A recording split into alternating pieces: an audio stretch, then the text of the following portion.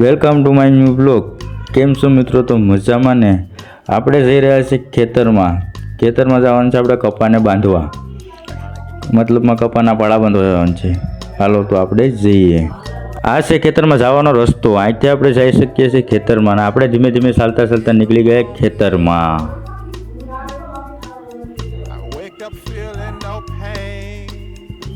તો ફાઇનલી મિત્રો તમને ખબર જ હશે કે ખેતરના કપાના પાળા કઈ રીતના બાંધવાનું હોય, શું કારણથી બાંધવાનું હોય તો તમને ખબર હશે। આ વખતે વરસાદનું કંઈ ઝાઝું કંઈ નક્કી નથી, વરસાદ છેલ્લે પર પડે ને પેલો પર પડે, એટલે પાળા બાંધી દઈએ તો પાણી વાળવાનો સમય ગયો હોય તો પાણી વાળવા થાય, એટલે આપણે પાળા પૂરા કરી દેવાના છે। તો પાળા આપણે 5 થી 6 બાંધવાના છે અડધા, ને અડધું ખેતર બંધાઈ ગયું છે, એટલે કમસે કમ 75% ખેતર કમ્પ્લીટ થઈ ગયું છે ને 30% જેટલું બાકી છે, 30-25% જેટલું ખેતર બાંધવાનું બાકી છે। એટલે આપણે આજે જઈ રહ્યા છીએ। અત્યારે વાગ્યા છે સાંજના 6:30। આપણે થોડા કામ માટે બહાર ગયા હતા એટલે મોડું થઈ ગયું, આપણે જઈએ છીએ ધીમે ધીમે, પણ અહીંયા ઝટકા ચેક કરીને જવું પડશે। એનું કારણ છે કે ઝટકા બંધ કરવાનું ભૂલી ગયો છે કે ખબર નથી, પેલા અડીને ચેક કરી લઈએ, ઝટકો લાગતો નથી મિત્રો। એ ટાઈમ પ્રમાણે ઝટકો છે મિત્રો, કે 7:30 વાગે ને ઓટોમેટિક ચાલુ થઈ જાય છે મિત્રો।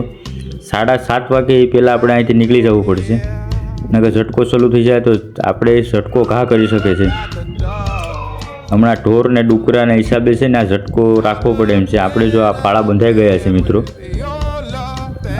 આ બધી આ ભાંગું બંધાઈ ગયું છે આખું। હવે ઓલી સાઈડનું ભાંગામાં છે ને 5 થી 6 વાર બાકી છે મિત્રો, એટલે આપણે આ બાંધવાની છે। આપણે લઈ લીધો છે પાવડો, અને પાવડાને લઈને આપણે નીકળી ગયા ધીરે ધીરે બાંધવા। આપણે કપા બાંધવાનો છે, કઈ રીતનો બાંધવાનો છે તો તમને ખબર છે, ખેડૂત મિત્રોને ખબર હશે કે કપા કઈ રીતનો બંધાય।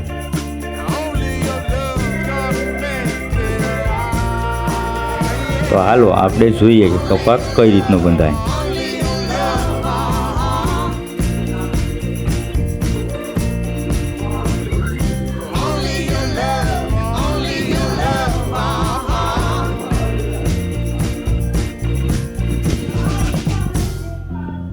ફાઇનલી મિત્રો તો આપણે કપા બાંધવા માટે તૈયાર છે। હવે આપણે આપણું સ્ટેન્ડ મૂકી દઈએ વિડીયો શૂટિંગ કરવાનું, ત્યાં સુધી મારા બ્લોગમાં તમે બન્યા રહેજો। હાલો મિત્રો તો આપણે બધું કમ્પ્લીટ કરી લીધું, આપણે ઘડિયાળ ઉતારી નાખીએ, ઘડિયાળ મૂકી દઈએ, પછી આપણે બાંધવાનું શરૂ કરી દઈએ કપા।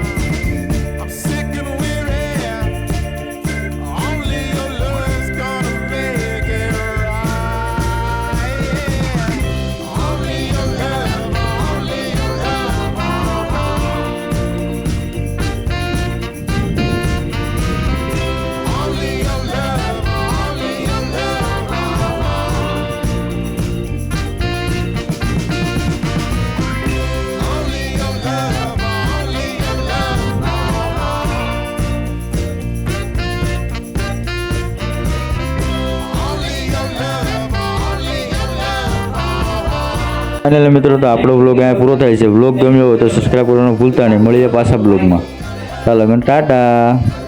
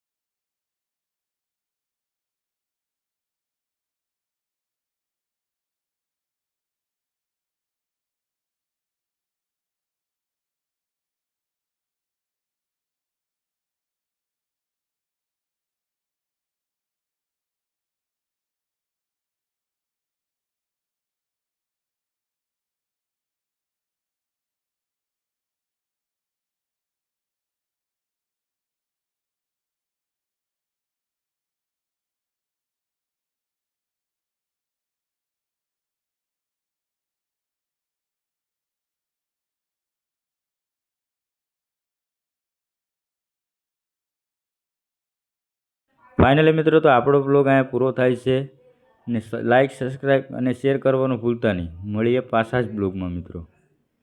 આવા બ્લોગ જોવા માટે સબસ્ક્રાઈબ કરી દેજો.